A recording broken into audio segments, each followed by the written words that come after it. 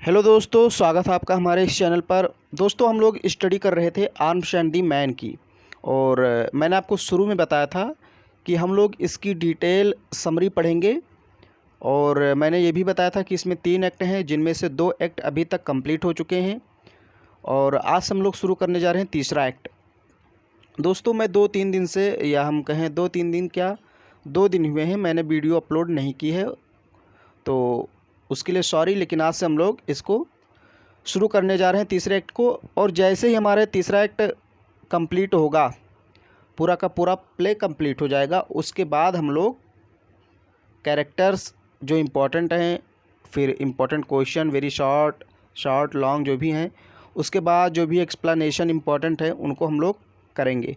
और मैंने एक चीज़ और बताई थी दोस्तों आपको कि इस बार जब मैं कैरेक्टर लिखाऊंगा या फिर इम्पोर्टेंट क्वेश्चन लिखाऊंगा, तो उनके पीडीएफ या हम कहें उनके नोट्स जो हैं वो आपको प्रोवाइड करा दिए जाएंगे। ओके, तो चलिए हम लोग इसको देखते हैं, जल्दी जल्दी इसको देख लेते हैं। और मैं थोड़ा सा तेज़ पढ़ाने की कोशिश करूँगा, क्योंकि स्टोरी आपको समझनी है, बाकी मैं करा ही दूँगा।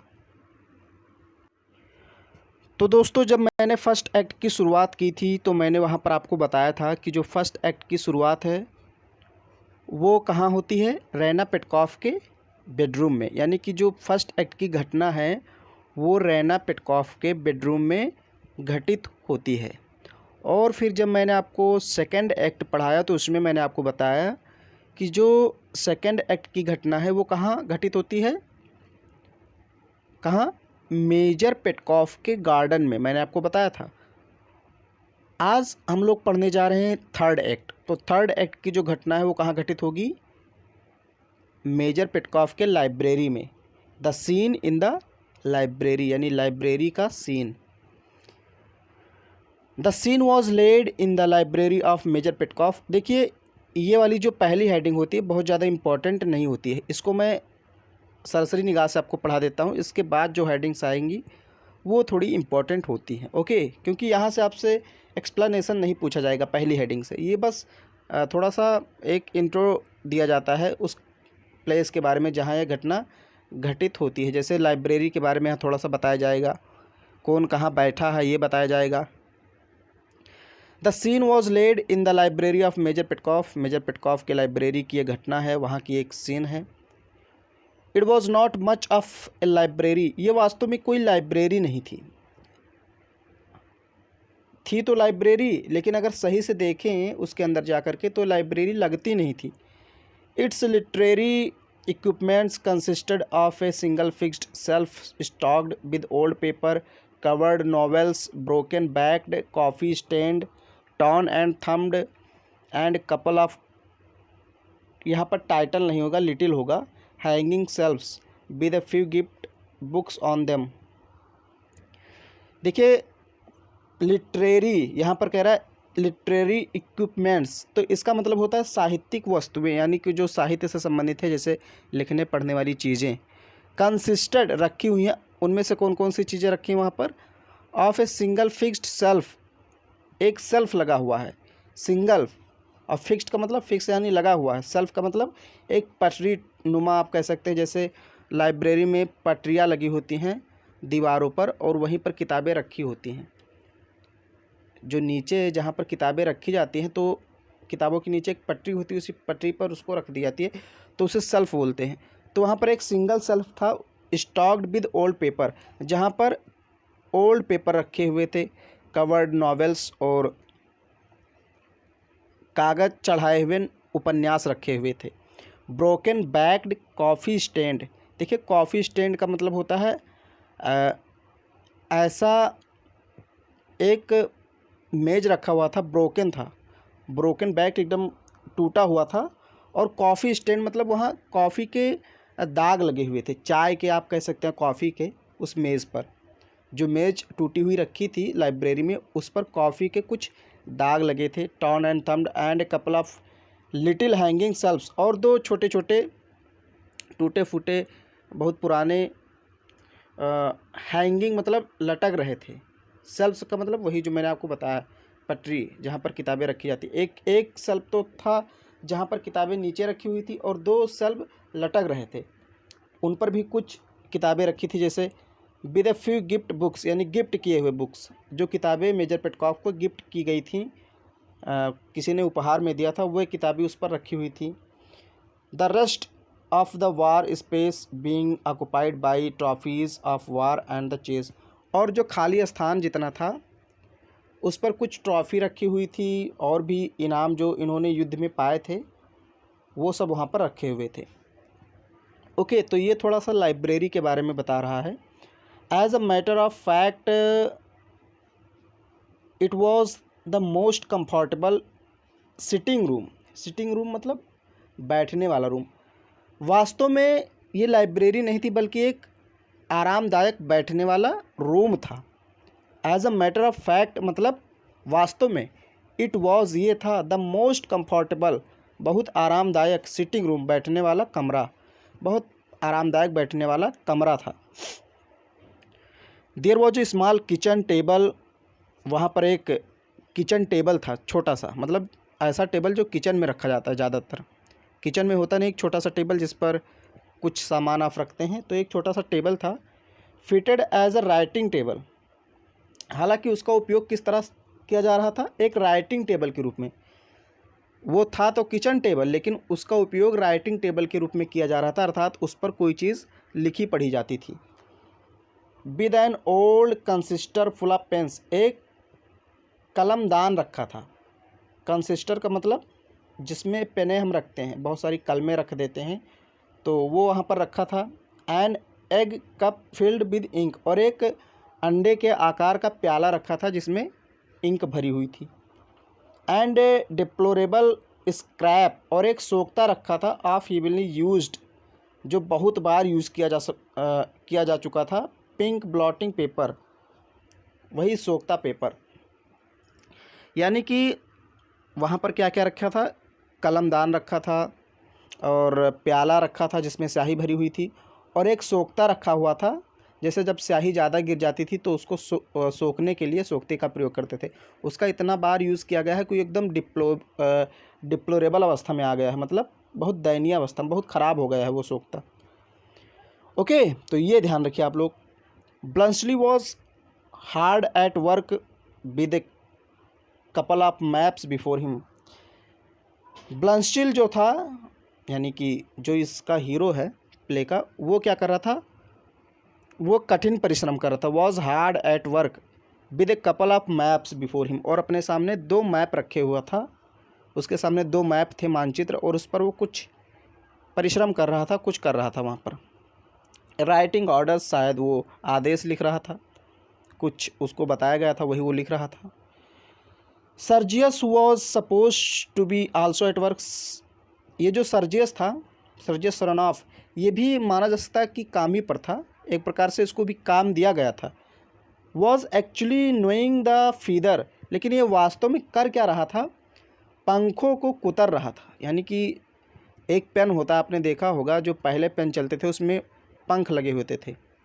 प्राचीन काल के जो पेन होते थे, कलम होते थे, उसमें पंख लगे होते थे, पंख से लिखा ही जाता था, तो उन पंखों को कुतर रहा था। फीदर का मतलब पंख। Okay, and was thinking of Bluntschli quick sure and businesslike progress, और शायद वो ब्लंसली के उन्नति को, उसकी तत्परता को, उसकी निश्चितता को देख रहा था कि ये कितना मग्न होकर काम कर रहा है।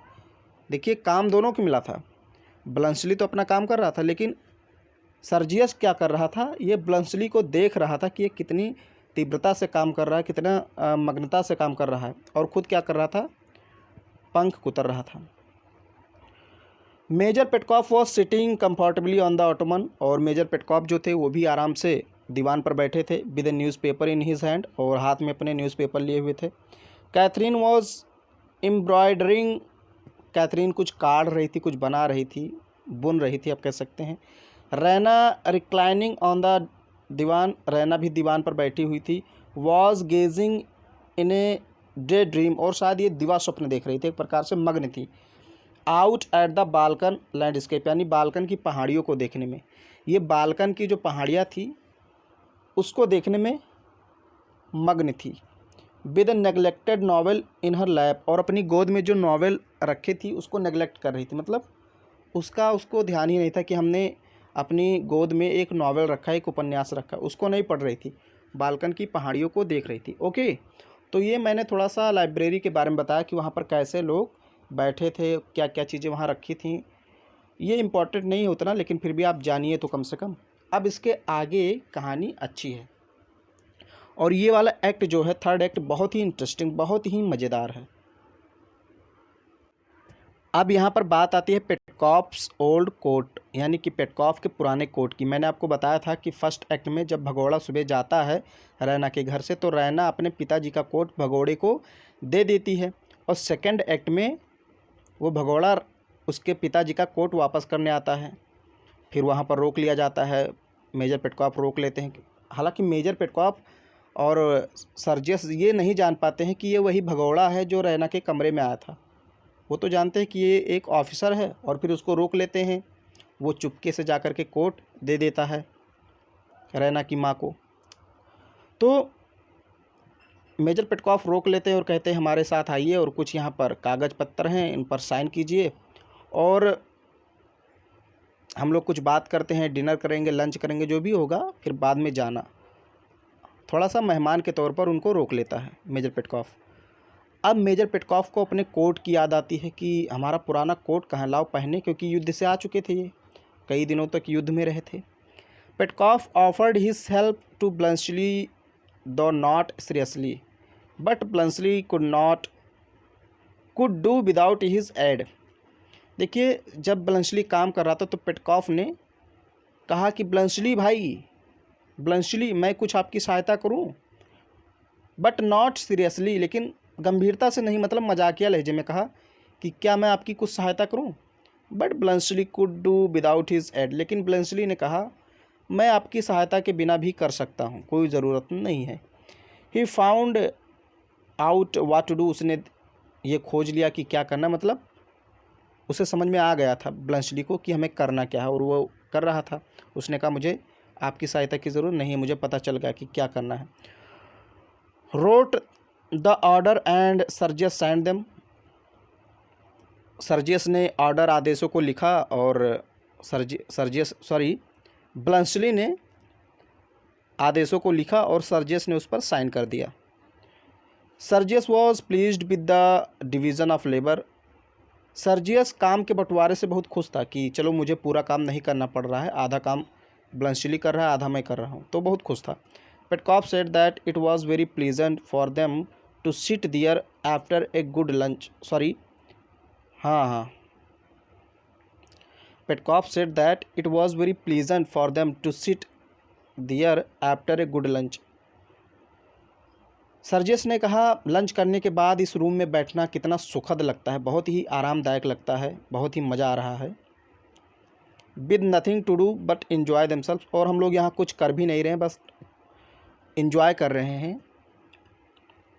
ही would have been thoroughly comfortable had there been its old coat, Major Petkoff ने कहा अगर हमारा कोट भी होता, पुराना कोट, तो हमें और भी अच्छा लगता, हमें और खुशी होती। मतलब एक प्रकार से उसने कैथरीन से मांगा कि हमारा कोट कहाँ है, अगर वो होता तो और अच्छा लगता मुझे।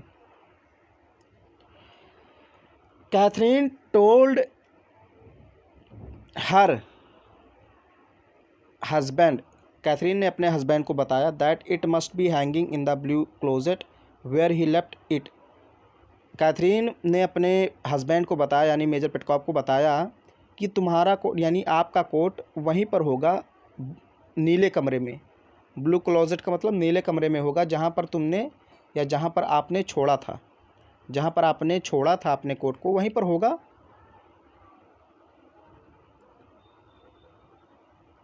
सी pressed the button of the electric bell and immediately Nicola presented himself and was ordered by her to go to blue closet and bring his master's old coat there। तो जब कैथरीन ने कहा कि आपका कोट वहीं पर होगा नीले कमरे में जहाँ पर आपने छोड़ा था, तो मेजर पेटकॉफ ने कहा मैंने वहाँ देखा नहीं है।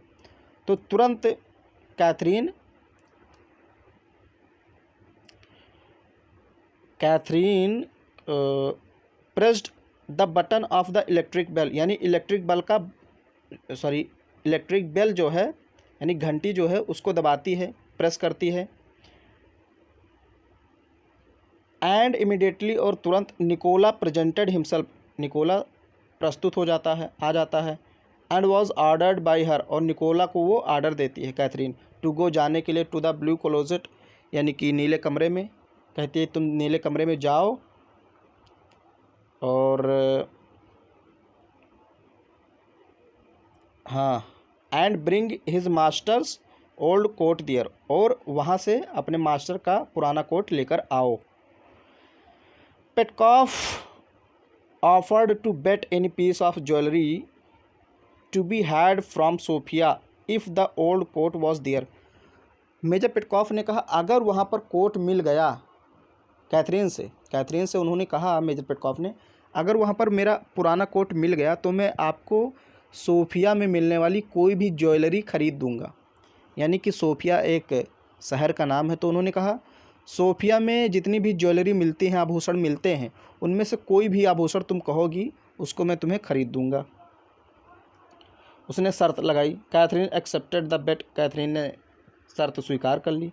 ब्लंसली ने कहा दैट कि Catherine was sure to be right, कि कैथरीन सही है, वो जीत जाएगी। क्योंकि ब्लंसली, कैथरीन, इन सबको पता है, सिर्फ किसको नहीं पता है पूरी की पूरी खबर, सर्जियस को और मेजर पेटकॉफ को। तो सर्जियस ने कहा मेजर पेटकॉफ जी, कैथरीन जीत जाएगी। इन द मीन टाइम, इसी बीच, निकोला केम बैक, निकोला वापस आ गया, विद द ओल्ड कोट, पुराने कोट को लेकर के। And Petkoff hardly believed his eyes, और पेटकॉफ को अपनी आंखों पर विश्वास नहीं हो रहा था कि मैंने जब देखा तो वहाँ नहीं था, क्योंकि पहले नहीं था वास्तव में, लेकिन बाद में ब्लंसली लाकर दे देता है कोट, तो वहाँ पर कैथरीन रख देती है। तो उसे अपनी आंखों पर विश्वास नहीं हो रहा था। ही थॉट, उसने सोचा, that old age was showing its effect, कि शायद बुढ़ापा अपना प्रभाव दिखा रहा है, यानी मैं धीरे धीरे बूढ़ा हो रहा हूँ, तो शायद मेरी आंखें भी कमज़ोर हो रही हैं। अपॉन हिम एंड, यानी कि उन पर उनका बुढ़ापा इफेक्ट दिखा रहा है। And he must have suffered from hallucination, और शायद उन्हें थोड़ा सा, एक प्रकार से हम कह सकते हैं, स्वप्न रोग हो चुका है, जैसे मतलब थोड़ा स्वप्न देखने लगे हैं, आंखें उनकी कमज़ोर हो गई हैं, तो ये भी एक प्रकार का रोग है। तो शायद उनको ऐसी बीमारी हो गई कि वो थोड़ा सा याददाश्त उनकी कमज़ोर हो गई है, उन्हें ऐसा लगा। He put on his old coat, उन्होंने अपनी कोट पहनी। And Nicola helped him in doing so, और ऐसा करने में निकोला ने उनकी मदद की, यानी कोट पहनाने में उसकी मदद की निकोला ने। Raina was still wrapped in the contemplation of the landscape, Raina अभी भी उस लैंडस्केप को, यानी कि पहाड़ियों को देखने में मस्त मगन थी। इन द मीन टाइम, इसी बीच, ब्लंसली फिनिश्ड हिज वर्क, ब्लंसली ने अपना काम समाप्त कर लिया। And Sergius signed all the paper, Sergius ने पूरे पेपर पर साइन कर दिया। ब्लंसली वांटेड दैट, ब्लंसली चाहता था कि the paper should be sent without any delay, बिना देर किए पेपर को भेज दिया जाए। एंड ही एडवाइज्ड पेटकॉफ, और ब्लंसली ने पेटकॉफ को एडवाइस दिया, to give them the messengers, की इन पेपर्स को संदेशवाहक के पास भेज दो, और संदेशवाहक को कह दो कि वो इस पेपर को लेकर के चला जाए। At her husband's request Catherine accompanied him, अब चूँकि सर्जियस पहले ही जा चुका था साइन करके। एट हर हस्बैंड रिक्वेस्ट, और हस्बैंड के रिक्वेस्ट करने पर कैथरीन अकॉम्पनीड हिम, कैथरीन भी उसके साथ चली गई, यानी कि सर्जियस चला गया, मेजर पेटकॉफ के साथ उसकी वाइफ भी चली गई। अब रूम में कौन कौन बचे, लाइब्रेरी में अब बचे रेना, पेटकॉफ और ब्लंसली। अब इन दोनों के बीच कुछ बातें होंगी जो बहुत ही इंटरेस्टिंग लगेंगी। कन्वर्सेशन बिटवीन रेना एंड ब्लंसली, यानी कि रेना और ब्लंसली के बीच जो वार्तालाप होती है उसके बारे में डिस्कस होने जा रहा है। Raina and Bluntschli were left alone, अब कमरे में रेना और ब्लंसली दो ही अकेले बचे थे। रेना अप्रोच्ड हिम, रेना उसके पास गई, यानी ब्लंसली के पास। And praised his smart appearance, और उसके स्मार्ट अपीयरेंस की प्रशंसा की, मतलब उसने कहा आज तुम बहुत अच्छे लग रहे हो, क्या बात है। ब्लंशली रिप्लाइड, तो ब्लंशली ने उत्तर दिया दैट ही हैड वॉश्ड, उसने धोया यानी नहाया है, ब्रश्ड ब्रश किया है, एन्जॉयड साउंड स्लीप, थोड़ी सी नींद भी ली है, एंड टेकन हिज ब्रेकफास्ट, और ब्रेकफास्ट लिया है, बस मैंने कुछ किया ही नहीं। उसने कहा रैना ने, तुम आज इतने सुंदर क्यों लग रहे हो, इतने अच्छे क्यों लग रहे हो, क्या किया है तुमने, पहले आए थे भगोड़े के रूप में तो बहुत बेकार लग रहे थे। तो उसने कहा ब्लंशली ने कि क्या किया है, कुछ नहीं, नहाए हैं, ब्रश किए, एंजॉय किए, थोड़ा सा सोए, ब्रेकफास्ट किया, और क्या बस। रैना रिकलेक्टेड, रैना ने याद दिलाई that the story of his midnight, उस रात की स्टोरी की, एडवेंचर, और उस एडवेंचर की यानी जोखिमपूर्ण, एक प्रकार से ख़तरनाक स्टोरी की याद दिलाई। इन हर बेडरूम, उस बेडरूम की, जब ये दोनों पहली बार मिले थे। Must be very pleasing to his people, और रैना ने कहा जब ये स्टोरी तुमने अपने साथियों को बताई होगी, अपने देश के लोगों को बताई होगी, तो उन्हें बहुत अच्छी लगी होगी। रैना ने पूछा ब्लंशली से कि ये जो रात वाली स्टोरी थी हमारे और तुम्हारे बीच में, ये जब तुमने अपने देश के लोगों को बताई होगी कि मैंने एक लड़की के कमरे में रुका था भगोड़े के रूप में, तो उन लोगों को बहुत इंटरेस्टिंग लगी होगी। Bluntschli told that he narrated the story only to one of his friends, तो ब्लंशली ने कहा नहीं नहीं, मैंने सबको नहीं बताई है, सिर्फ अपने एक ही दोस्त को बताई थी मैंने स्टोरी।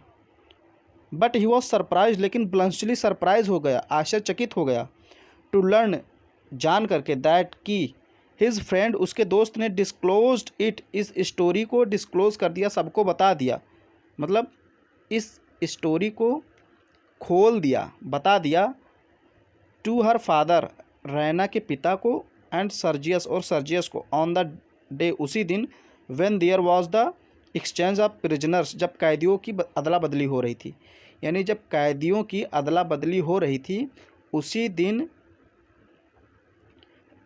ब्लंशली के दोस्त ने ये स्टोरी रैना के फादर और उसके मंगेतर यानी सर्जियस को बता दी। रैना ने ये बात ब्लंशली से कही कि जिस दोस्त को तुमने स्टोरी बताई थी उसने मेरे पिता से और मेरे मंगेतर से स्टोरी बता दी। लेकिन फिर भी दोस्तों यहाँ देखिए, स्टोरी तो जानते थे मेजर पेटकॉफ और सर्जियस की, एक भगोड़ा रैना के कमरे में आया था या, लेकिन वो ये नहीं जानते थे कि रैना के कमरे में यही ऑफिसर जो इसमें ब्लंशली है यही आया था, उनको ये भी नहीं मालूम है। Okay, but her father and Sergius were quite unaware of that fact that he got refuge in her room, लेकिन उसके फादर और सर्जियस इस बात से सचेत नहीं थे, यानी असचेत थे, अनअवेयर थे, दैट ही गॉट रिफ्यूज़, की उसने ही शरण ली है, इन हर रूम, इसके रूम में, यानी रैना के रूम में। हैड सर्जियस नोन इट, यदि सर्जियस इसको जान जाता, ही वुड हैव चैलेंज, तो वो चैलेंज देता ब्लंशली, एंड किल्ड हिम, और उसे मार देता इन ड्वेल, युद्ध में। अगर सर्जियस को पता चल जाता कि ब्लंशली ही रैना के कमरे में आया था, तो सर्जियस ब्लंशली को चैलेंज देता, चुनौती देता और उसे मार देता युद्ध करके। Bluntschli requested her not to inform him, Bluntschli ने कहा बताना भी नहीं, सर्जियस से मत बताना कि मैं ही तुम्हारे कमरे में आया था। Raina spoke two lies, Raina ने 2 झूठ बोला, to save the life of Bluntschli, यानी ब्लंशली के लाइफ को बचाने के लिए। फर्स्टली वन, पहला झूठ, firstly one presence in her room, पहला झूठ तब बोला रैना ने जब ब्लंशली रैना के कमरे में था और रैना ने कहा कि हमारे कमरे में कोई नहीं है, जब वो लोग पूछने आए, तो पहला झूठ रैना ने वहाँ बोला था। Secondly she invented the false story about the ice pudding, और दूसरा झूठ वहाँ पर रैना ने बोला जब उसने कहा कि मैंने आइस पुडिंग बनाई है। जब दूसरे एक्ट में मैंने आपको पढ़ा है, उससे पढ़िए।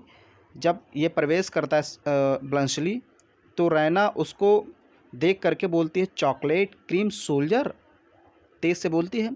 तो उसके पिता सोचने लगते हैं ये इसको कैसे जानती है, तो एक बहाना बना देती है कि मैंने एक आइस पुडिंग बनाई थी, उसको निकोला ने बर्बाद किया है, तो वही वाली वहाँ पर दूसरी बार झूठ बोलती है। She then sat down on the ottoman, उसके बाद रैना दीवान पर बैठ जाती है। ब्लंशली अप्रोच्ड हर, ब्लंशली उसके पास जाता है, and sat down beside her, और उसके बगल में बैठ जाता है। Bluntschli soothed her by saying that in his soldier's life he experienced two things. Bluntschli ने उससे कहा कि मैंने अपने सैनिक जीवन में दो चीज़ों का अनुभव किया है, हियरिंग पीपल टेल्स लाइज, लोगों को झूठ बोलते हुए, एंड यानी कि लोग झूठ बहुत बोलते हैं, and getting his life saved in all sorts of ways by all sorts of people, और हर प्रकार के लोगों ने मेरी हर प्रकार से मदद की। ब्लंशली ने कहा हमने भी दो अनुभव किए हैं, एक तो कि लोग बहुत झूठ बोलते हैं और दूसरा ये कि हर प्रकार के लोगों ने मेरी हर प्रकार से मदद की है, मेरी जान बचाई। जैसे रैना ने भी तो एक बार ब्लंशली की जान बचाई। रैना अक्यूज्ड हिम, रैना ने उस पर अक्यूज़ किया, थोड़ा सा आरोप लगाया, एक प्रकार से कह सकते हैं,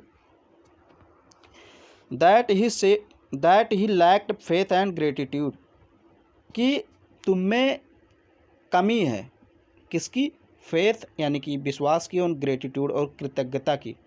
रैना ने उस पर आरोप लगाया ब्लंशली पर कि तुम में फेथ और ग्रेटिट्यूड की कमी है। ही वॉज नॉट सरप्राइज्ड, हालांकि वो आश्चर्यचकित नहीं हुआ, टू हियर, ये सुन करके, हर लाइज, उसका झूठ। जब रैना ने झूठ बोला और उसकी जान बचाई तो आश्चर्यचकित नहीं हुआ, क्योंकि उसे पता था कि लोग झूठ बोलते हैं, उसको अनुभव था। बट ही डिड एडमायर्ड हर, बल्कि उसने उल्टा उसकी प्रशंसा की। रैना ने जब झूठ बोलकर ब्लंशली की जान बचाई तो ब्लंशली को आश्चर्यचकित नहीं हुआ, बल्कि ब्लंशली ने उसकी प्रशंसा की। Which she showed such noble attitude of telling lies, जो उसने झूठ बोल के एटीट्यूड दिखाया था, उसकी उसने तारीफ़ की कि तुमने बहुत ही अच्छा एटीट्यूड दिखाया, झूठ बोलकर बहुत ही अच्छा काम किया। बट ही सॉरी मैं लगता है एक बार उसको, अच्छा ठीक है। But he did not believe a single word she uttered, लेकिन उसे विश्वास नहीं था एक भी शब्द पर जो उसने बोला था। रैना ने जो शब्द बोला था उसे एक भी शब्द पर विश्वास नहीं था, यानी कि वो जानता था कि ये झूठ बोल रही, फिर भी उसने उसकी प्रशंसा की। रैना थॉट दैट, रैना ने सोचा कि Bluntschli was the first man, कि ब्लंशली पहला आदमी है, सी एवर मेट, जिससे वो मिली है, who did not like her seriously, जिसने उसको सीरियसली से नहीं लिया। रैना ने सोचा कि रैना ने कहा ब्लंशली तुम पहले व्यक्ति हो जिससे मैं मिली हूँ और तुमने मुझे सीरियसली नहीं लिया, तुम ऐसे पहले व्यक्ति हो जिससे मैं मिली हूँ। बट ब्लंशली रिप्लाइड हर, लेकिन ब्लंशली ने उसको उत्तर दिया, that he was the first man, कि मैं पहला व्यक्ति हूँ, who had ever taken her quite seriously, जिसने तुमको बहुत ही गंभीरता से लिया है। रैना ने कहा मैंने अभी तक जिन व्यक्तियों से मिली हूँ उनमें से तुम पहले व्यक्ति हो जिन्होंने मुझे सीरियसली नहीं लिया। तो जो ब्लंशली है वो रिप्लाई देता है कि नहीं, तुम गलत कह रही हो, मैं ही पहला व्यक्ति हूँ जिसने तुम्हें सीरियसली से जाना है, सीरियसली से पहचाना है। ओके दोस्तों, तो आप लोग इतना पढ़िए, इसके बाद हम लोग अगले वीडियो में देखेंगे। ओके, बहुत बहुत धन्यवाद दोस्तों।